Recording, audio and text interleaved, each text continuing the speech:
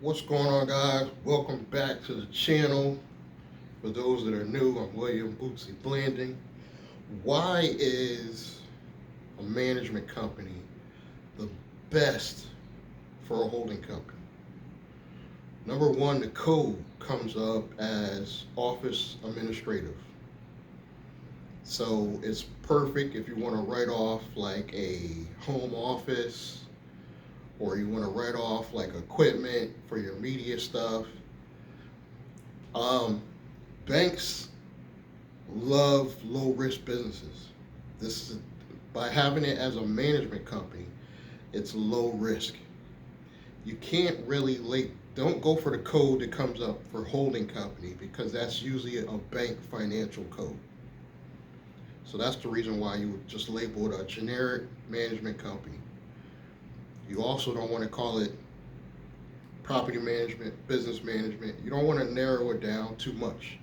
Just the office administrative management company is the safest, low risk, and you can still have divisions under your company that do other things that you really do.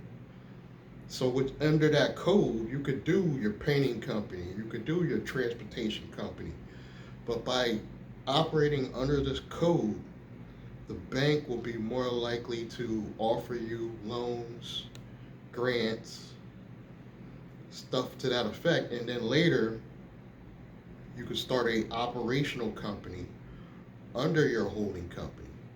But having it as a holding company, office administrative, management company, it keeps it safe, low risk. You're more likely to get approved for a lot more funding. And your local bank will be more likely willing to work with you. And this doesn't mean you can't still do the other stuff and fund your account. Like my current holding company, even though it comes up under the code for office administrative, I still do affiliate marketing. I put that in my holding company. I still do, different things with crypto. There's a multitude of things you could do. You could still do your Uber and Lyft stuff and have it go to that account. It doesn't mean you can't fund your company with different revenue streams. It just means the code for the banks is low risk. Now, this works for almost every um, credit union out there. This works for local banks. And I found out this from another YouTuber actually, and they were kind of tight-lipped about it. They didn't want to really give up what is the safest code. And after like an hour-long video, he finally let it go. I'm not gonna say who that person is, but he finally told it at the end, and I was like, oh, okay. And then it makes sense because technically a holding company is a management company. The only reason why you don't take the holding company code is because traditionally holding companies were set up for like banking purposes. So it's like usually controls like assets and stuff to do with banking or asset producing revenue streams. So you don't want to go with exactly labeling it a holding company. But by labeling it a management company and it comes up under office administrative, it gives the perception that you're just somebody that works from home as well, which you could use. I'm not a tax advisor or anything like that, but you could have a home office for that and write that off easily under this code. And then it gives perception you're not going to have any high risk things like transportation. You could still lease a car under this code, but you're not operating as a transportation company, so you're more likely to get a better deal on your insurance rates and be able to write off your vehicle as well. So this has worked for me. I've used this strategy so far. It's paid off. Um, I'm coming up on 2 years very shortly. So that should give me the ability to hopefully qualify for much greater funding. Now, going forward, I might make all my holding companies under this management setup and then do your operational companies exactly what you want to do. For example, you want to do, say, a painting, barbershop, and a cell phone store. Those are pretty much all high risk. So what you want to do is set up a management company. That's the office administrative company. And then later you will set up a operational LLC under your holding company for your painting. And then you would set up another one for your barbershop. Now the barbershop might not necessarily be high risk, but there might still be some insurance issues involved with that one, as well as the painting, because if you make a mistake on the job, you want to have the proper insurances. And then wireless. I don't know why, but cell phone telecommunications is even considered high risk with most credit unions. I don't even know why.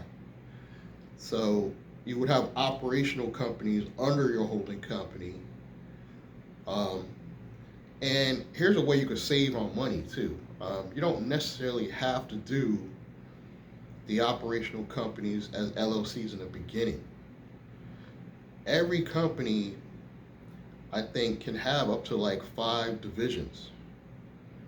So you can basically do a DBA, doing business as, and then have your painting company, another DBA, all under the same tax ID, same holding company.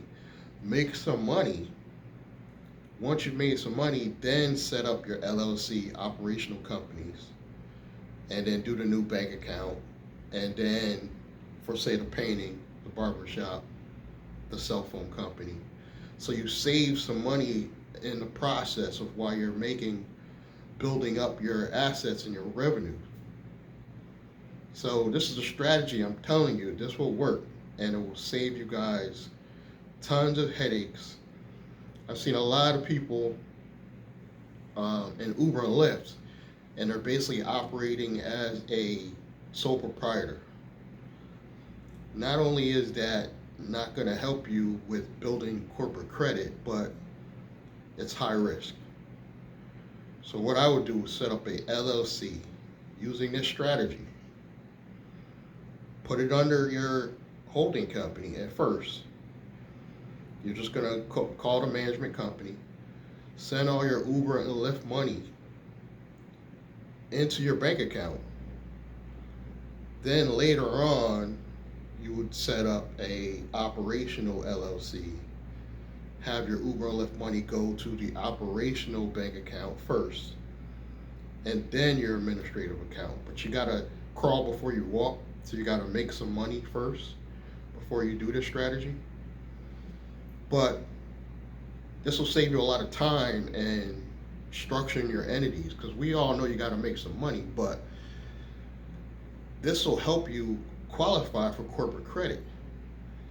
Because one of the biggest issues I had as an Uber driver, I was an Uber driver for almost 3 years, is I can remember like it was yesterday. I went to a car dealership and I was trying to get a car loan, and they were like, well, what do you do? And I just said I was an Uber driver, and it was like, no, that's not a job. The guy told me to the face, even though I worked over 40 hours a week, that's not a job. But had I had it under this management LLC structure and put myself on payroll like I am now I have a job. So all I have to do is show my pay stubs. For those that are just watching me for the first time, I have a holding company. It's not in my state, which I do recommend starting this in your state. Um, and I went to Paychecks and I put myself on payroll, which I don't recommend until you start making some money because it is costly. It's going to cost some fees. But I had to do that because I don't have a regular job.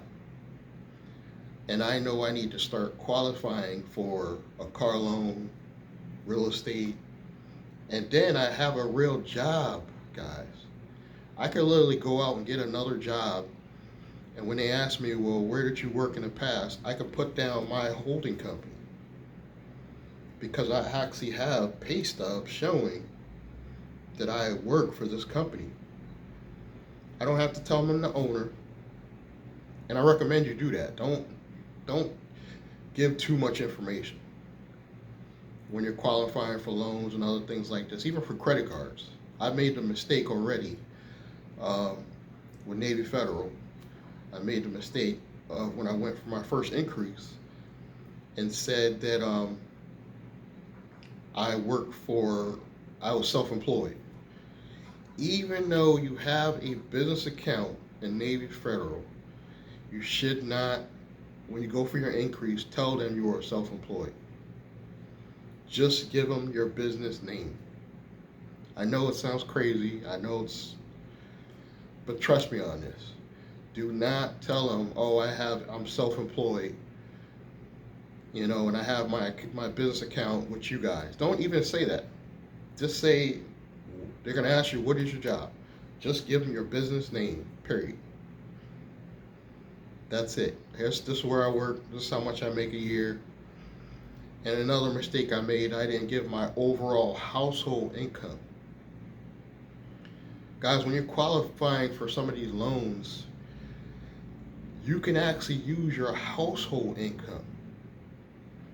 So if you only make 30 grand a year, but your wife or your girlfriend or your roommates bring in another 20, you make 50,000 a year household income. That's also going to help you qualify for more funding. So this has been the way that going forward, I'm probably going to position all my future holding companies anyway. Operational companies are different, but all your holding companies, I would go with the management code. And then office administrative, when you go to the bank, they're not going to ask for the code, just so you know. The local banks aren't going to ask for the code. They're going to go down the list of what comes up under management company. And when you hear office administrative, go with that one. That's the safe one. So I'm pretty sure this will work for every financial institution. And like I said, I made the mistake already with Navy Federal. But the good thing about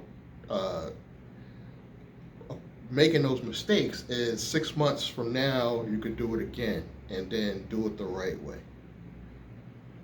So this has been my new strategy for 2022 on how to qualify for business and corporate funding and what you should use. What business function should you use for your holding company? You want more videos like this? Please support the channel, subscribe, like, comment, and I will catch you guys in the next one. Thank you.